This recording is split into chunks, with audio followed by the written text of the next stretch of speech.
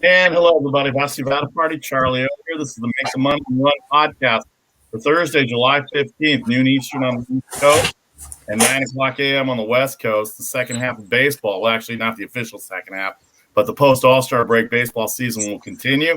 We'll talk about the NBA Finals a little later on. And, of course, 3 weeks till training camp. We know in the wagering world, that's the number one thing that goes on, Charlie. So we'll talk NFL down the road. But right now, we're going to open up the second half of the baseball season with our friend John Perrotto from Pittsburgh. He's covered the Pirates for a lot of years, Pittsburgh Post-Gazette, various other publications, and also for our purposes, he writes a column for sportsbettingdime.com. It's a pleasure to welcome John Perrotto in. John, how are you? I'm doing good, Vasu. How are you? I'm good. Charlie, say hi to Charlie there, and we're all set. Hi, Charlie. John, good to see you. Good seeing you. All right, let's get with it right now. Let's start off with Major League Baseball. First of all, let me get your just overall thoughts on how the first half of the year went overall in baseball, just a general way of looking at it. Surprised by some teams, disappointed by others, and kind of just take it from there here for the next couple of seconds. Yeah, I'd have to say it's been an interesting season so far. They're on the West Coast, San Francisco Giants. Obviously, I think a big surprise. I think people thought, they would have a decent team. They almost made the expanded playoffs last year, but I don't think anybody really, probably even the Giants themselves, thought they would have the best record in baseball here coming out of the All-Star break. So to me, they're the big surprise team as far as pleasant surprises. And as far as teams that aren't, you got to look at the Yankees with all the loading up they have on their roster. Not to be in the playoff picture right now, as far as if they wouldn't be in the playoffs today. They're being 4.5 out in the wild card and 10 out in the division. And I guess the Minnesota Twins, who won the American League Central each of the last 2 years, and certainly looked like them and the White Sox were going to be the two teams to beat in the American League Central this year, and the Twins are 15 games out at the All-Star break. So, it's been an interesting season between pine tar, or sticky stuff, I should say, spider tack, not pine tar, and all the other things going on. Shohei Ohtani tearing up the American League and being a two-way player. It's been an interesting first half, and should be an interesting second half as well. Go ahead, Charlie. John, you talk about sticky stuff, and that's been an interesting story. And again, if Major League Baseball could drop the ball and screw anything up, I think they've done it very well with this whole situation. I mean, if you're going to deal with it, you deal with it at the beginning of the season. You don't deal with it in the middle of the season.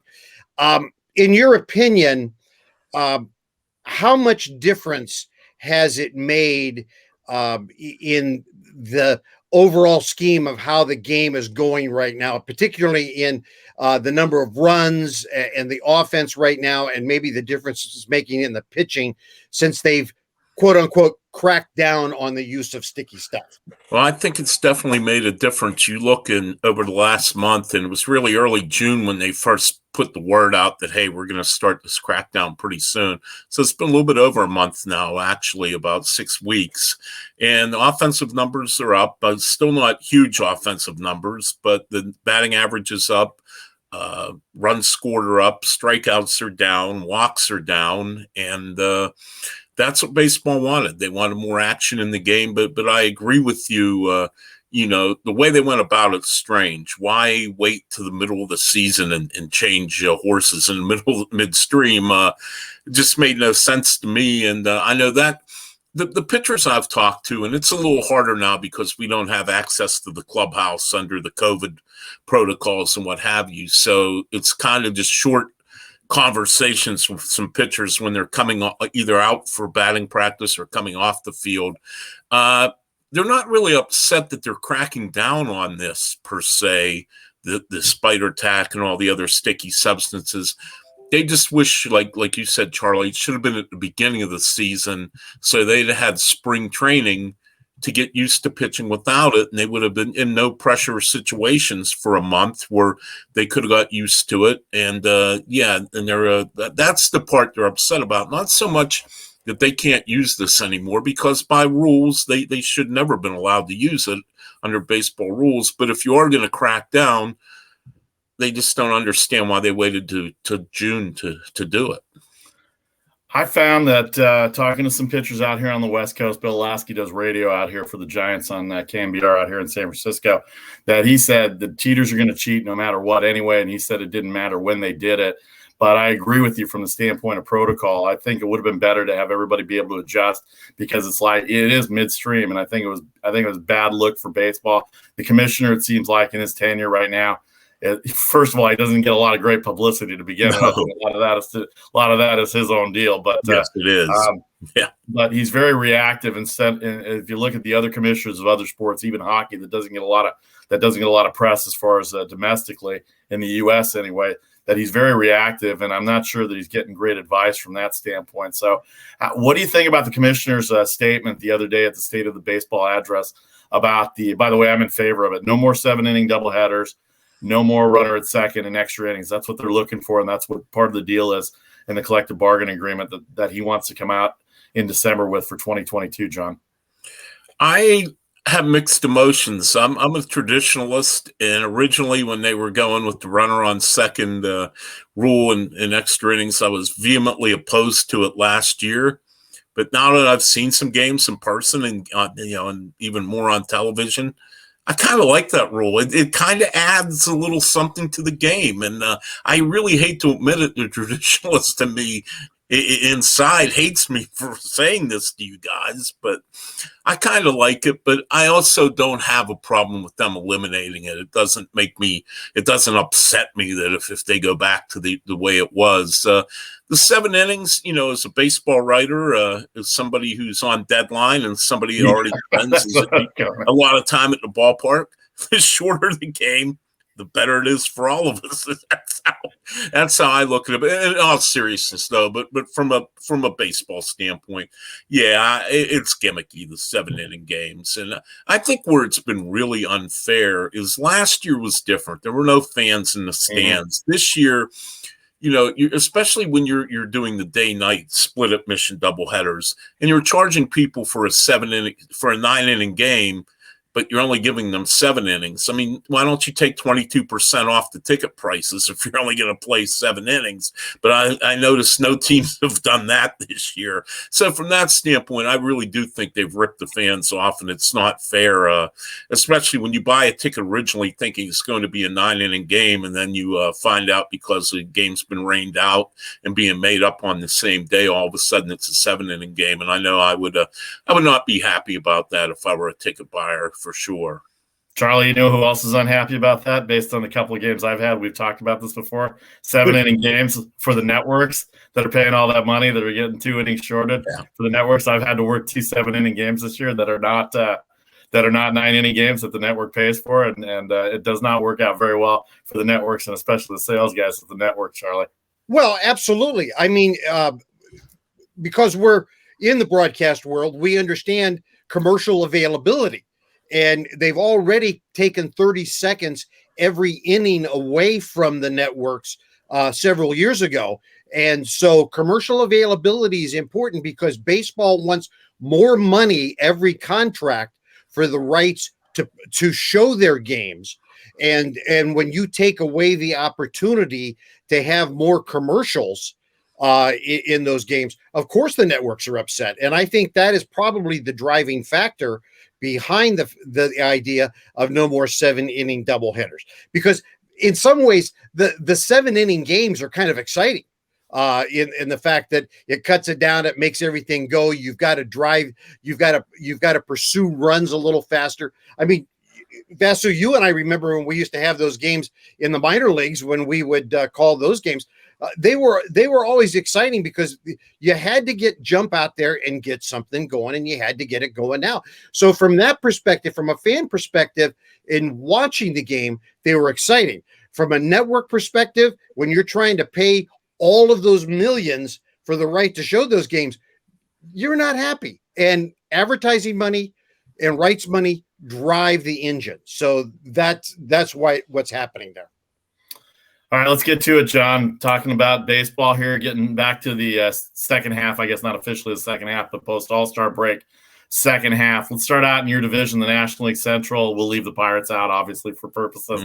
We don't want to get you upset here, John. But how about the Cincinnati Reds are becoming a very dangerous club. I thought they were going to be good at the beginning of the year. I know the pitching staff has always had question marks, but offensively they're really good. Right now they won 3 straight over Milwaukee. They're 4 games back. The Cubs and Brewers were tied 3 weeks ago going into a Monday show that we did. They were tied for first place, and everybody thought the Cubs were going to be buyers instead of sellers. So let's talk about the NL Central, about buying and selling. I'm not sold on Milwaukee's offense. Their 3 starting pitchers are really good, and Josh Hader closing out the bullpen in the 9th inning, and Devin Williams in the 8th has been really good. Do they have enough to win the division, or is Cincinnati going to be able to catch them? And what about St. Louis? And obviously Chicago probably are going to be sellers now after that 13 out of 15 losing streak that they've had. Yeah, I think I still think the Brewers have the leg up in this division. I mean, the Reds, like you said, they sliced 3 games off that lead in 3 days to end the first half, but they're going to have to win this series too. To the 3 games in Cincinnati starting Friday night, and that's going to really tell the tale. I'm with you on the Brewers. I don't like their offense either, but I think their pitching is so good, and I think the division is not that great that I think they can win now. And the one thing they do have in their favor is, I think Craig Counsell is perhaps the most underrated manager in baseball. This guy always gets the most out of his talent. You look at what some of these players have done over the time that he has been the manager in Milwaukee, and you say, well, this guy's like a bit player, and he'll end up hitting 22 home runs for the Brewers in a year or something. And he really has a knack for when to play guys, how to get the most out of them. And there aren't a lot of managers that are really, truly master at that, and he is. I like the Reds, but I wonder if that bullpen, and I know the bullpen has pitched better lately, I just wonder if that bullpen, unless they go out and get a couple of arms for the bullpen here at the trade deadline, I really wonder if the Reds can win that division with the bullpen they have.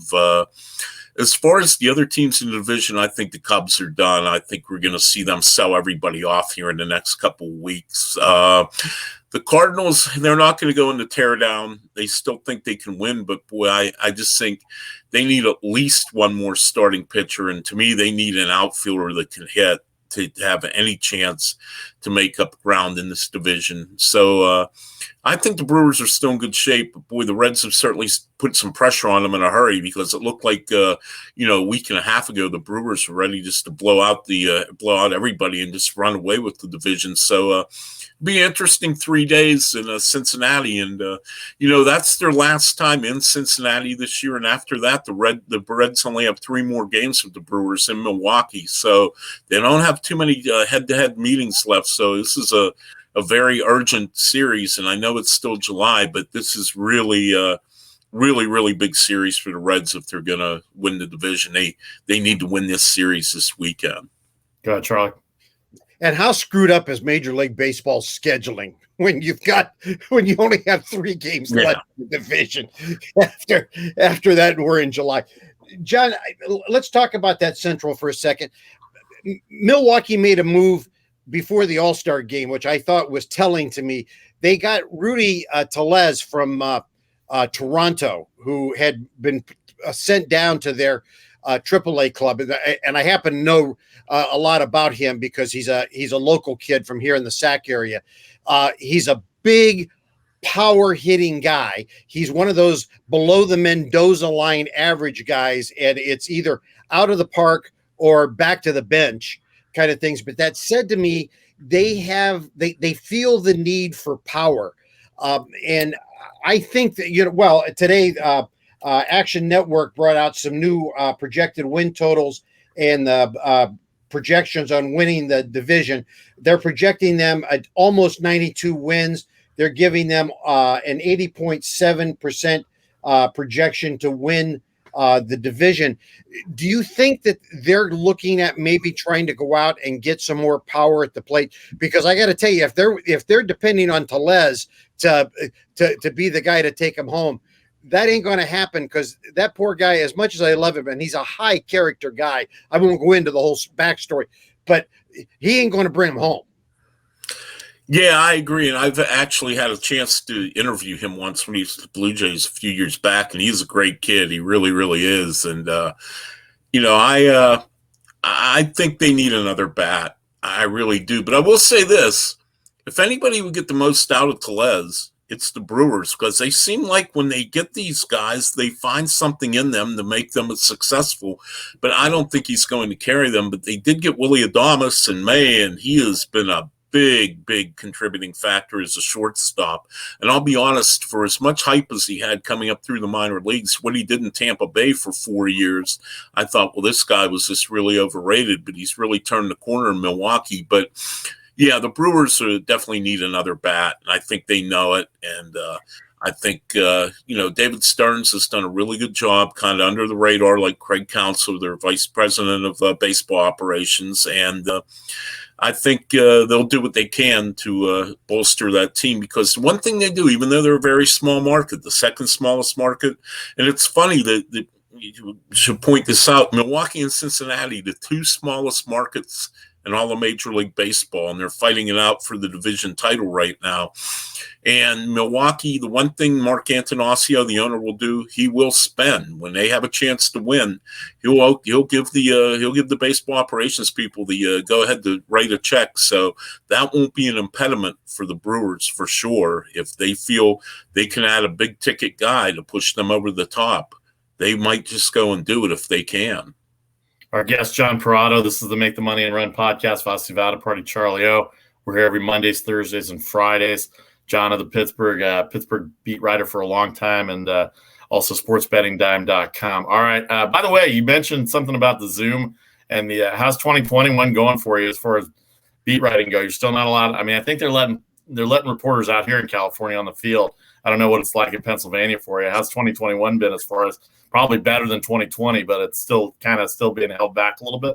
Yeah, we've been allowed on the field for batting practice, which helps some, but we are able to catch guys as we can as they come on, in and out of the dugout for batting practice. So it's helped a little bit, but it's still not the same as being in the clubhouse and having a chance to really talk to different players. Everything's kind of rushed. They're either going out to batting practice or they want to get back into the clubhouse to get ready for the game. So, they'll do it and they'll be polite about it. You could tell they prefer not to do it that close to game time.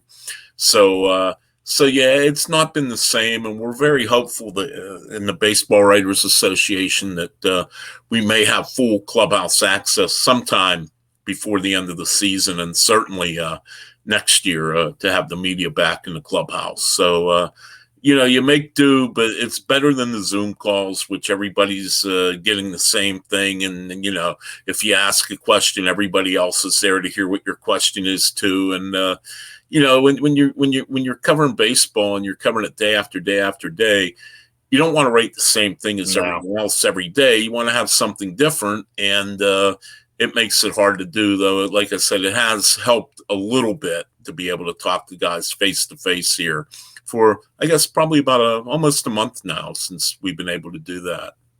All right, let's close out the National League here. The National League East, obviously, Ronald Acuna Jr.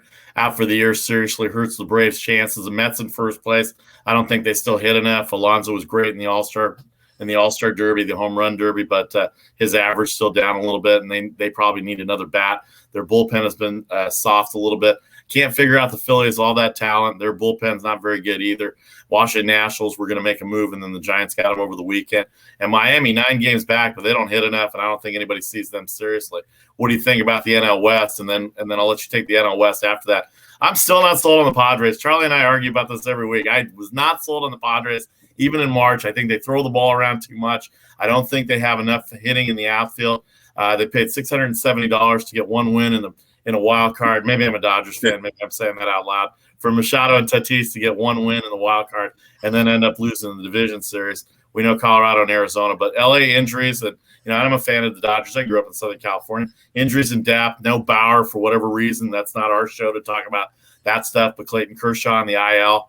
And their bullpen also a little bit in shambles, but they don't have all their guys back either. And I think some of the depth they thought they had in losing Jock Peterson and trading Verdugo. Of course, we got Mookie Betts for it too. But I'm not so sure about the Dodgers here, considering how well the Giants are playing in the West. So let's take the East first, John. What do you think about the East, and then we'll go to the West? I'm not a big fan of any of the teams in the East, to be honest with you. I know the Mets are in control here, 4 games up, but I'm not sold that the Mets are a great team. It'll be interesting. They'll be here in Pittsburgh starting tomorrow for 3 games. It'll be my first chance to see them live this season. But the other 4 teams in the division, I just don't see it. I think the Nats potentially could get hot and win that division, but every time that they play well for a week or two, then they turn around and play terrible for a week or two.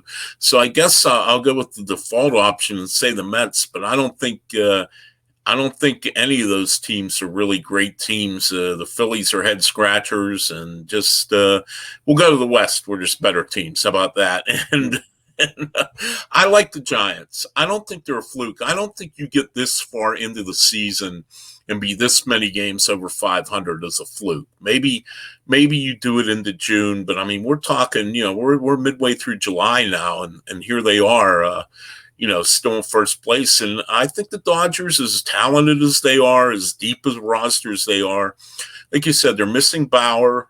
And it would seem to me they're going to be missing Bauer for quite a while. I don't think this is like a month-long thing. Kershaw, they say it's nothing serious, but he is on the IL, so, and he's getting older. They're putting David Price back into the rotation. We'll see how that works. I mean, he's pitched 2-3 innings at a time all year. I think the Giants can win the division, and I'm with you, Vasu, on San Diego. It always seems like the teams that generate the most hype in the offseason never quite live up to it the next year. And they have a good team, don't get me wrong. But I don't know if they're going to catch the Giants or Dodgers. And so it's going to be interesting. But I really don't get that feeling the Giants are a fluke team. And I think, the other thing, too, is they will spend, too. And if they can upgrade their team here in the next couple of weeks, they'll do it. And I think they can. I still think the Dodgers, if they get Kershaw back, are still the better team. And certainly if they go out and get a starting pitcher with Bauer's situation being as it is, I think the Dodgers would still be the favorite. But I'm not writing the Giants off by any chance. And I certainly don't. I think they certainly can win the division. Charlie, I see the Giants a ton during the year, especially the home games during the week, and then the network stuff on the weekends. But they're really good. You live in Sacramento, and you see the shuttle back and forth between Sacramento and San Francisco. And that really, other than Crawford and Posey right now, and even Belt for about a month, but he's hurt. You got to think that shuttle between Sacramento and San Francisco has been really good because they're getting production from everywhere, Charlie. And you're in Sacramento, so the Sacramento River Cats news all the time. Yeah. One of the things that I think is a real part of this whole Giants resurgence is that during the time when they were winning the World Series, there was a big neglect of the whole minor league system. And if there was a real negative to the whole Sabian regime, was the fact that they really neglected for a long time the minor leagues. And towards the end of his reign, they really had a come to Jesus meeting on that and said, "Hey, we've got to build up our minor leagues," and they started to really pay attention to that, and now that's starting to pay off. And right now, that is really paying off for them because they have a backup reserve at the AAA level that they have not had for years, and so we throw that next man up phrase around so easily in all sports, but right now the Giants are really living a lot by that next man up concept because they really do have that kind of talent available to them. And it's funny because I know if you talk to baseball fans and you go name some Giants, they go Posey, Crawford, Bill Sims. There's some guy. He's got some piece of clothes. Oh yeah, Belt, and that's it. They're done. And that's okay. That's okay because that's kind of how they've built them. It's interesting today. I was talking about that Action Network projection for winning. They came out today. They show their projection is the Dodgers with 100 wins, with a 77% chance to win the division.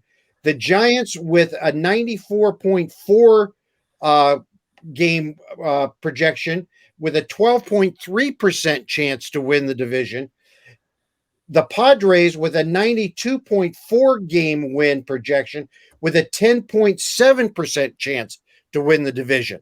So what that says to me is that somebody, John, thinks that the Dodgers are going to go out and they're going to buy some players. And I would think that your projection would be correct. I think they're going out and buy some pitching, because I'm not here to debate the Bauer situation right now, but I agree with you. Just given the severity of it, I think it's a real possibility that we don't see Trevor Bauer the rest of the season.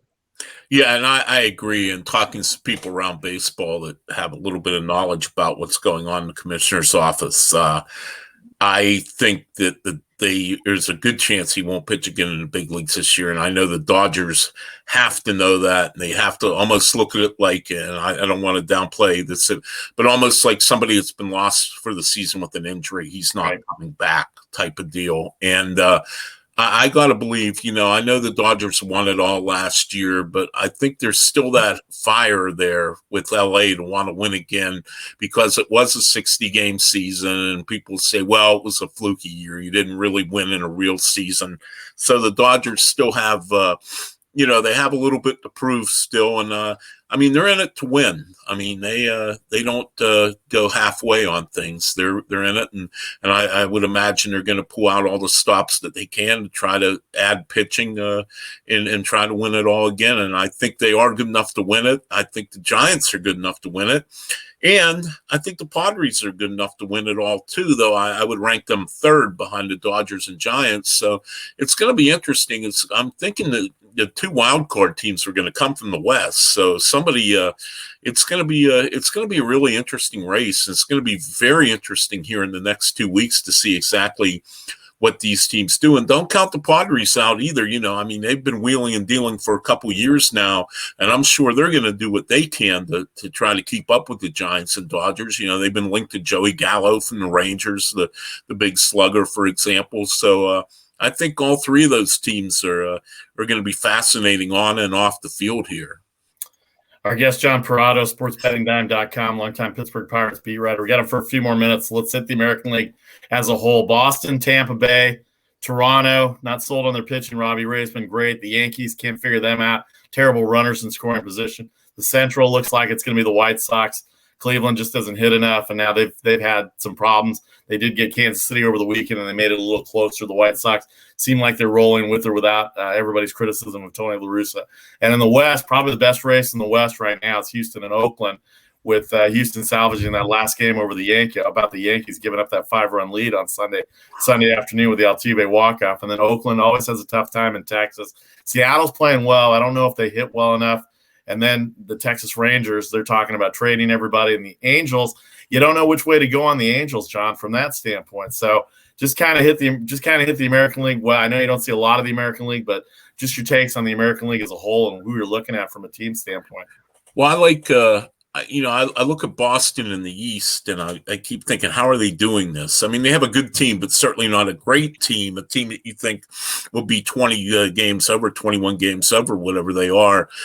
But I think they're going to win the division. I really do. And I think they will be a team that will go out and they'll bolster. They need some more pitching. And I think, they'll go and do it now that they have a chance to win. I think they didn't think this was necessarily a year they were going to win either coming in, but here they are. I think the White Sox for sure in the Central. I think the Indians just have too many injuries and just aren't deep enough to catch the White Sox. And out West, I like Houston better than I thought coming in. I didn't think they were going to win this year, but their young pitchers have really come up big. Everyone fixates on their offense, and that's certainly so because they can score a lot of runs, but their pitching has been very good with a lot of guys that are very unfamiliar names to even ardent baseball fans. Go ahead, Charlie. John, we always, when we come to trade deadline, we always fixate on the Yankees. And this year, they really are smack dab in the middle of the conversation because they could go either way. They could be buyers. They could be sellers. Action Network right now has them projected right at 86 games for a win total. They've got Boston at 92. They've got Tampa Bay at 93. They only give them a 17.8% chance of winning the division. The Yankees, your opinion, buyers or sellers? Maybe neither. I don't think they'll tear down their team, but I think if you read what Brian Cashman says, if you listen to the tone of his voice in the interviews, I get the feeling he's not sold they're a playoff team. So I don't think they're going to pull out all the stops and try to do everything they can to bolster the team. But by the same token, I think they do feel they have enough good players that they certainly could be very good next year if they don't turn it around this year. So I'm going to say kind of in between. Maybe they sell off a few little pieces of guys that were going to be free agents at the end of the year anyway. But I think they may do a little bit of nothing and just hope that they somehow can win with what they have. And if not, try it again next year. But I get the feeling they don't feel they're that good. John, let me ask you one question about the Yankees. Will Cashman and Boone be back next season, or will one or both be gone? I think Cashman will. He seems to be bulletproof without Steinbrenner. He really does. And, I love Aaron Boone as a person. I've known Aaron going back to his playing days. We had a real good relationship when he was playing with the Reds, and I was a full-time beat guy on the Pirates then, and always a guy I would go talk to when the Reds were in town or the Pirates were in Cincinnati. And I'm surprised he's lasted this long this year. And I think if George Steinbrenner were still alive and running the team, they would have a new manager by now. And again, it pains me to say it because I think Aaron's a great guy. I think he's a great baseball guy, but I just don't know if he's the right manager at this time for that team. All right, last couple minutes here with John Perrotto. I got one last one here for you, actually a couple. But Joey Gallo, Kyle Gibson, Chris Bryant, Craig Kimbrell. How many other names do you think off the top of your head right now are in the sellers market from those teams? Obviously, the last place teams in some of these divisions, but those are the four names that keep popping up in the trade talks right now. And what do you think happens going into the second half of the year with some of these teams and trade deadlines? Yeah, I think the Cubs are going to. I think definitely Brian will be gone, Kimber will be gone, and I wonder even if Javi Baez might not go. I mean, it seems to me they've had no talks with him on a long-term extension, at least nothing that's come to any nearly fruition. I'll tell you another guy, and I'm kind of biased because I see him a lot in Pittsburgh. I think Adam Frazier, who started the All-Star game the other night at second base, I think he can help a team. He's not a big power guy, but he hits 300. He's a left-handed hitter. He's a very good defensive second baseman, and he was a utility guy for a number of years before he became a starter. So you can play him at third. You can play him in the outfield. You could get by with him at shortstop. I don't know if he could play there every day. I think he's a guy who certainly has some value, is another guy, and especially coming off an all-star start, his value is high as it ever is. But, the guys you mentioned, Vasu, I think all of those guys certainly. I'll be curious if Texas, what they do with Gallo. I mean, there is some some sentiment they should try to keep him, and others think they should just blow the whole thing up. And but yeah, those are pretty much the big names. And like I said, and I think Frazier, I think he's going to generate some interest just for the fact that he's a multi-positional guy too. All right, before we let you go, let me ask you a couple of quick things here. First of all, the Pirates had such a rough year and everything's going bad. How good was that for the All-Star game to see Brian Reynolds and Adam Frazier start for the National League? A lot of people don't know who they are. You mentioned Adam Frazier. I love Adam Frazier. He leads the Major League Baseball in the world in hits right now. Brian Reynolds, I don't know if he's a batting champion or not, but I know he hits over 300, and I think he did win a batting championship if I remember right. But boy, those two guys, I'd hate to see Pittsburgh lose those guys, but that's the nature of baseball nowadays, and eventually you got to do it. And then what do you got going for sportsbettingdime.com, and what do you think of the NBA Finals real quick? Well, I think it was really good for the Pirates for morale, because morale hasn't been too good. They're the third worst team in baseball. And I think it's good for the fans to at least show that tangibly they are, even though they're a long way away, they're at least on the right track. I know Frazier's not going to be a long-term guy here, but certainly Reynolds can be. And I think that was a boon for the fans to see two guys in the All-Star game. As far as what I got next on Sports Betting Dime, back in the baseball daily previews starting tomorrow, I'll do Tigers Twins, which is the first game semi of the second half. I know the Red Sox and Yankees tonight, but and then I'll be doing daily previews on one game every day for the foreseeable future. In NBA Finals, I still like the Suns. I know the Bucks have got their way back in it by playing two pretty good games in Milwaukee, but Phoenix still has home floor, and I still think the Suns are just a little bit better overall team than the Bucks, though I got the feeling it's going to go 7 games. Charlie and I got very lucky on the Bucks -4.5 last night with that fourth quarter, so we were very happy how that thing ended up. Yeah, we sweated it out a little bit. It was very interesting. John, always appreciate the time. SportsBettingDime.com. Pittsburgh Pirates beat. Hang in there. We'll look forward to it. He's a great follow. How are you? How do people get a hold of you? Okay, I'm on Twitter at J Perrotto, just like my name on the screen here. Capital J, capital P, but I guess it doesn't matter in the Twitter world. But anyway, yeah, you can catch me there. And I'm also on Facebook, John Perrotto. So hit me up on the social media and we'll chit-chat a little bit. Yeah, cyber-wise. Yes. Thanks to everybody on Facebook and YouTube Live. You can catch John Perrotto, sportsbettingdime.com. Great reviews, great read, great follow. John, we always appreciate the time. Thank you very much for joining us. We'll talk soon. My pleasure, fellows. Thanks for having me. Thanks, John. All right, that is John Perrotto of sportsbettingdime.com. Charlie and I are going to take a break right now. We've got NBA Finals to talk about. We'll give our opinions of the post-All-Star break. We'll talk about the All-Star game a little bit and the All-Star Home Run Derby, and then we'll get into the NBA Finals as we move on with the Make the Money and Run podcast for July 15th, 2021. Back in 30 seconds with more.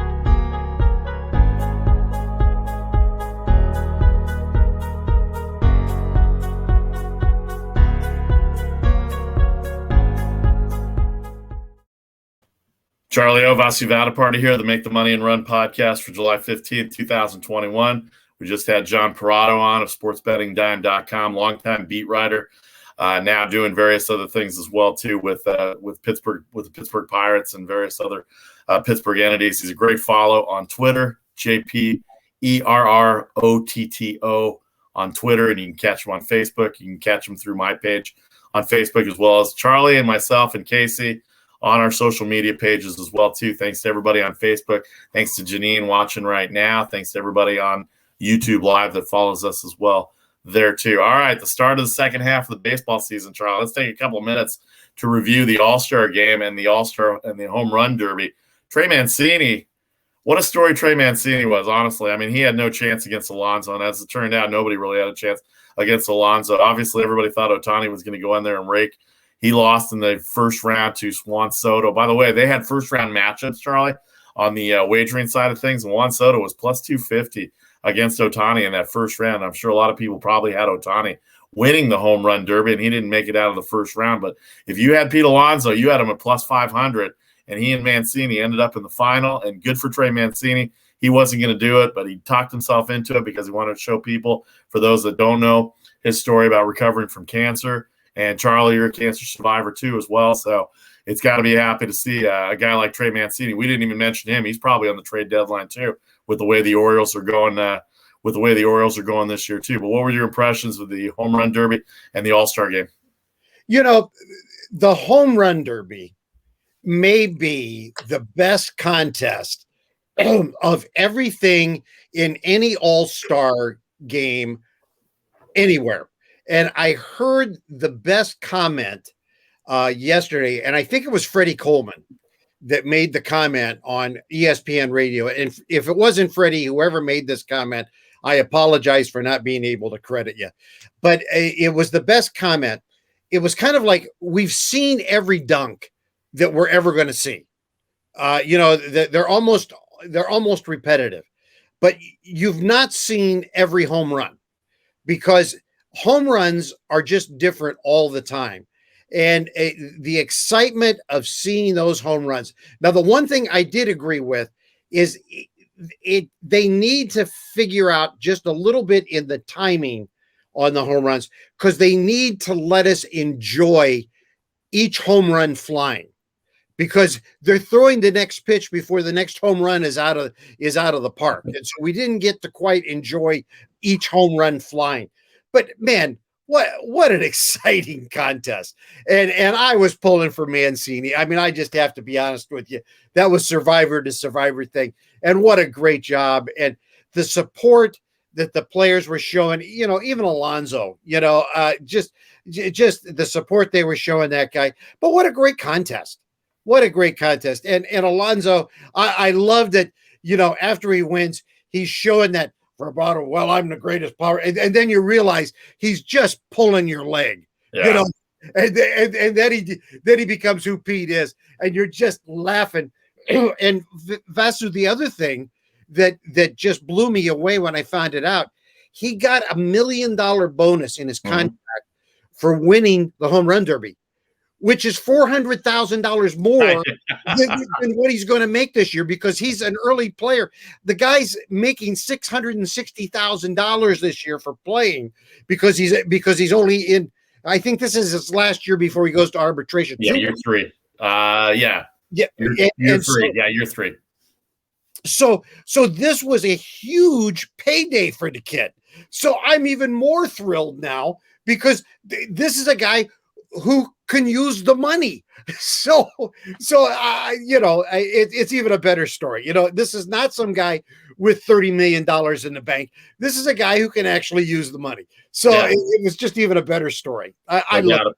No doubt about it. I think he even said he donated half his winnings from the All-Star game to various charities around. I mean, he'll do fine in this. The same thing this year.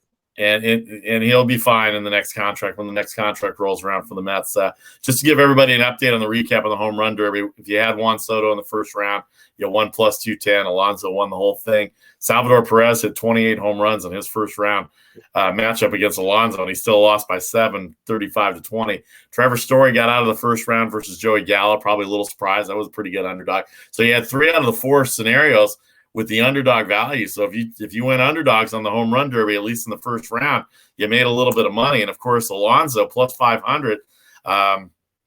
Mancini ended up, I think, at plus 1,200 where he was going to be. So you almost had a big payday for the home run derby. But let's talk about the All-Star game a little bit. Obviously, the number one story of the All-Star game was Shohei Ohtani. The American League and Major League Baseball took the lose the DH rule out of it. They let him pitch the first inning and bat leadoff. He got 2 at-bats. He didn't get a hit, but he did go 3 up, 3 down. He looked pretty impressive.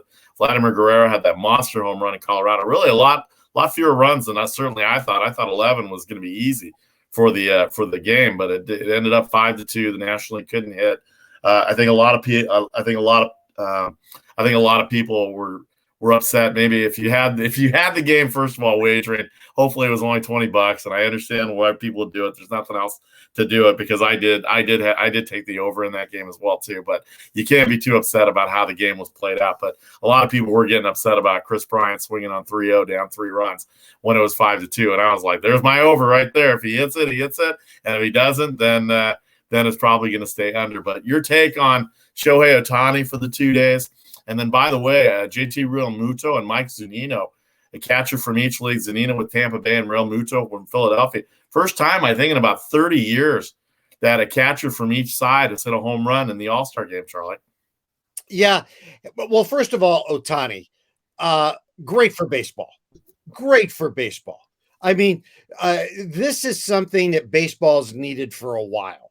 And this whole pitching, hitting, I mean, what a story. I mean, when you think about this has not happened since Babe Ruth. And that's just phenomenal. And really Babe Ruth stopped doing this relatively early in his career. So that the fact that he's doing this is so good for baseball. And I love it. I love it. Now, people are, well, he didn't do well in the home run contest. Oh, well, shut up. I mean, he's good for baseball. The fact that the catchers hit home runs, oh, that's great. I mean, Johnny Bench is one of my guys. So, I love being able to see that. I love being able to see good hitting catchers. I understand why a lot of catchers don't hit well. I mean, that's such a tough position. You try and shake the catcher's hand in August. Yeah, I mean, all 5 fingers. People don't understand how beat up those guys get. I umpired amateur baseball, and I know 2 things. I know how the umpires get beat up, and I really know how the catchers get beat up. And so I have a great appreciation for the physical toll that the game takes on it. So when I see a catcher hit a home run, I'm thrilled because it's such a tough position.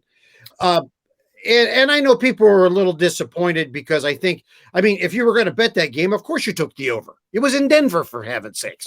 So, if you didn't take the over, I think you were ill when you placed your bet.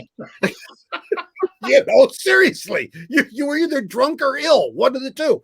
So, who could have predicted that? I mean, that's where the ball bounces funny. And we all know that happens from time to time, but it was a great game. My favorite part of those games is when they mic the guys up. I mean, like, I loved it when they were talking to Tatis during that half inning and they were out there. Now, of course, that's not the real talk on the innings, but it's just fun. The only thing that I didn't like and I didn't think was fair, I think they should talk to the guys in the on deck circle. But poor Bogarts, they're talking to him at the plate while he's trying to concentrate on Scherzer pitching to him. Yeah, what about Liam Hendricks? Talking to Liam Hendricks on the mound when he's making a pitch. A pitch. I appreciate those guys being willing to do it. God bless them for being good soldiers, being willing to do it. But that was a little unfair.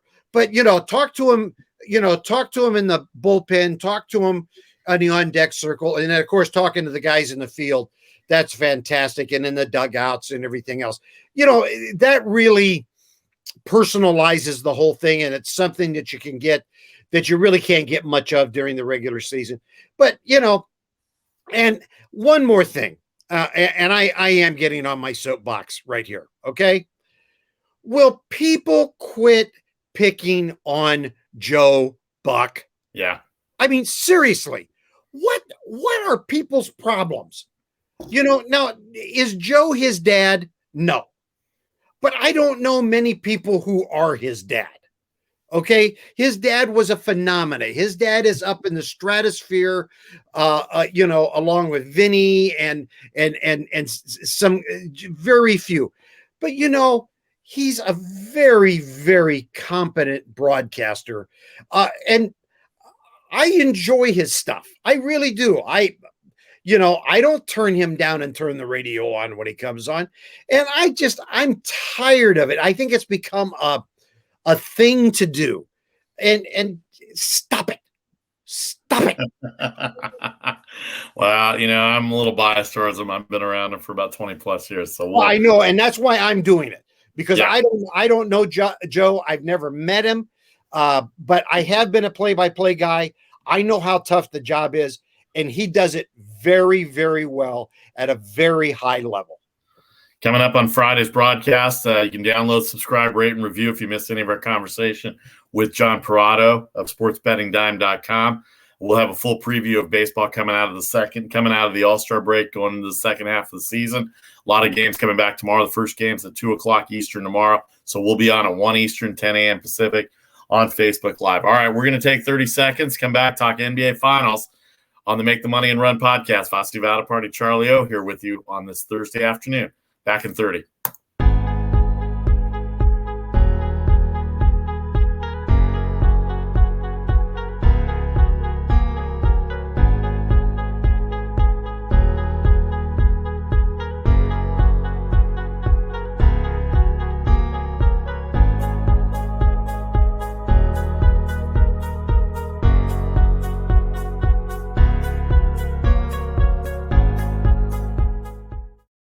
Welcome back to the Make the Money and Run podcast. Vasu Vaddiparty, Charlie O here. You can get us live on Facebook and on YouTube every Mondays at 3 Thursdays at noon, where we're at right now, and Fridays at 1 Eastern. Baseball season will resume tomorrow. One game tonight. We don't have a line on the game yet. The Yankees have not come out with a pitcher, but check our social media pages. If there is a game and we have a pick on it, we'll put it out there by 6 Eastern and 3 o'clock because the game's at 7 o'clock. It is Boston at the New York Yankees tonight to open the season. What a shock that it's Red Sox Yankees. I know I'm sitting here on the West Coast, a little biased, but anyway, that's the way it goes. You get it. It's ESPN. Eduardo Rodriguez going to start for the Red Sox, to be determined for the Yankees. The early line that Charlie saw was minus 130 for the Yankees, but we're basing that probably on Garrett Cole starting. I don't think he's going to start tonight. No. I bet Aaron Boone probably goes him back tomorrow. So if there's a line out, and there will be, we'll get to you around 6 o'clock Eastern, and we'll put a pick out there for you if, in fact, we do like the game. All right, let's get to the NBA Finals. What a game last night in the NBA Finals. Charlie, 4.5, 220.5 for Milwaukee. Game 4, they come back from a 9-point deficit in the fourth quarter, 109-103. Middleton had 40 points. He outscored the Suns by himself in the last 5 minutes of the game, 10-6 or 10-4. Suns and Bucks are tied 2 games apiece. 33-21 in the fourth quarter for Milwaukee. The defense was outstanding. 7 of 19 shooting for Phoenix in the fourth quarter, 1 of 5 from threes. Milwaukee forced 5 Phoenix turnovers. Chris Paul, not the same. Not sure exactly what's going on with Chris Paul. And how about the refereeing? Devin Booker probably could have fouled out at least 3 times in that fourth quarter game. You look at some of the things that happened within the game. Milwaukee was down for most of the game. They had a couple of leads in the third quarter. Middleton, 40, great shooting night. Not really even a great shooting night. He got hot in the fourth quarter. Giannis had 26. Booker had 42 the third time. He's had 40-plus in the playoffs. He came off his bad game 3. Jay Crowder, the second highest leading scorer for Phoenix at 15. I hate to say Chris Paul was bad again, but he was bad. 10 points, 7 assists. But those 5 big turnovers, and DeAndre Ayton couldn't get a basket, especially in the second half. He did come down with 17 rebounds. And they were lucky to win that game. They were lucky to cover for us, Milwaukee was, despite the fact that Drew Holiday was only 4 of 20 from the field, Charlie. And Connaughton did come off the bench and hit 3 big threes. And as they were getting down the stretch, of course, the fouling takes place, and you get the covers at the end based on the fouling and the free throws. But we were lucky to cover, Charlie, and the series tied at 2. Now it's a best of 3. Game 5 Saturday night on ABC, the early line, 9 Eastern, 6 o'clock Pacific on ABC. -4 for Phoenix, 218.5. What do you think the public opinion's doing right now? Are they switching back to Milwaukee to win the best of 3, Charlie? Because here's the thing. They have to have a road win. A series doesn't start until a team wins on the road. Milwaukee has to have at least one road win to win this because they've only got 3 games at home, and Phoenix has the 4 games if this thing stays to oil. Yeah, and I think the public will go with Milwaukee in this game coming on Saturday night, because I think everybody's going to climb on the train. Everybody that's the way public betting goes. They go with what's popular, and I think after what we saw in the game last night, everybody's going to go, woohoo! Okay, here they go. And I think everybody needs to settle down. If you're a serious bettor, you need to settle down a little bit, breathe, take a look at some things, and then think things over. And we're going to do that, and we'll have some advice for you tomorrow. You were talking about Chris Paul. It was very interesting. One of my favorite analysts, and folks, if you haven't listened to her, you really do need to listen to her, because this woman knows basketball. Doris Burke is doing part of the color commentary on the ESPN radio broadcast, and then she's also always on afterwards on ESPN TV on their post game commentary. And one of the things she talked about last night, Vasu, is she said the thing she noticed about Chris Paul last night is a lot of time he was getting the ball, he was going up in the air, coming off his feet, and he had no plan.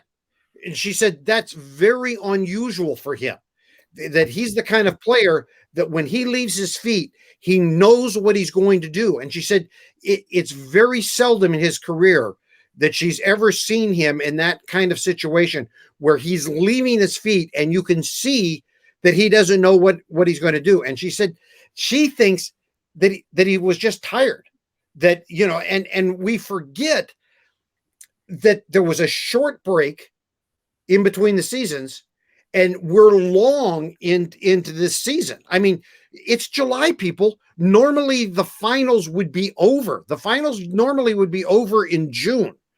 So, and the guy's 36 years old. I mean, come on. There's issues there. Now, is he toasted for the rest of the season? No. But, having situations like this, being on the road, all those kind of things, they can affect you. So I think it was an off game. Do I think he'll have an off game on Saturday night?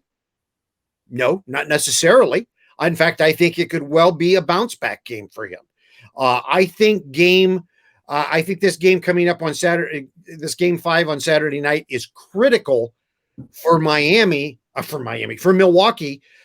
because I think this is their must-win game.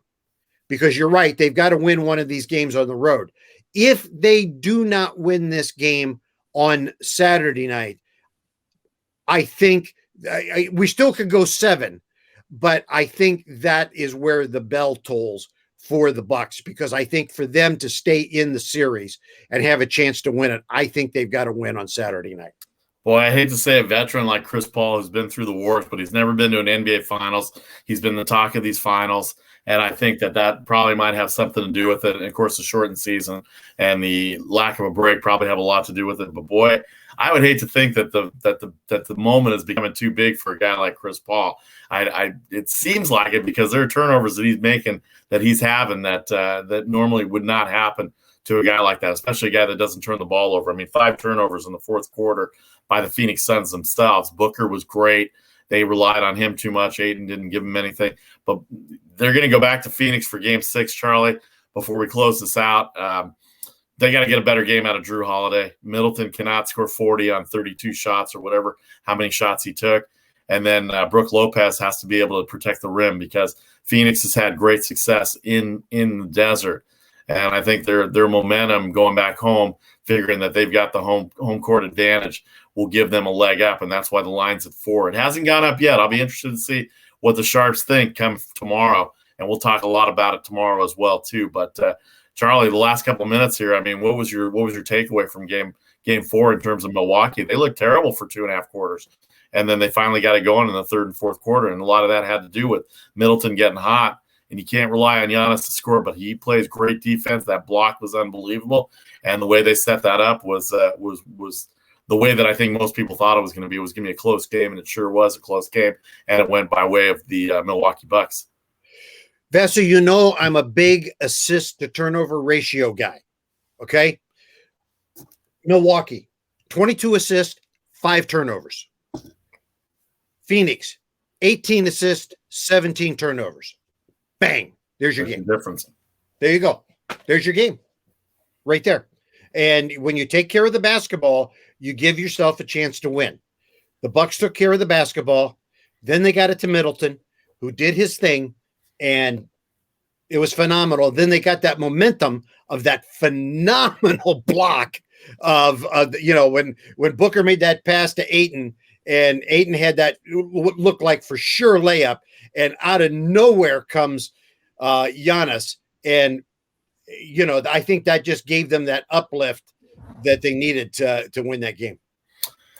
Our thanks to John Perrotto, sportsbettingdime.com, Pittsburgh Post-Gazette. He covers the Pittsburgh Pirates, a beat writer for them on a part-time basis, but the sportsbettingdime.com is where you can find him on Facebook, social media. He's a great follow. He'll have daily baseball previews coming up on sportsbetting.com, sportsbettingdime.com as well. We'll be back tomorrow at 1 Eastern, 10 a.m. Pacific for our Friday version, a preview of the entire weekend. Major League Baseball gets going again with one game today and a full schedule tomorrow, including 2 doubleheaders that are going to start early in the morning. So we got afternoon baseball tomorrow, which I love because it gives us more opportunity to watch baseball in the afternoon. All right.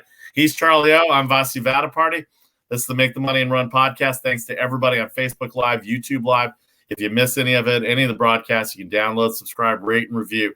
Look for that logo on Facebook and YouTube, and then Apple, iHeart, Spotify, SoundCloud, and Google as well, too. Anywhere you get your podcasts, you just find that logo, download, rate, review, and subscribe. All right, Charlie, we'll see you tomorrow at 1 Eastern, 10 a.m. That's the Make the Money and Run podcast for today, July 15th, 2021. Have a great afternoon.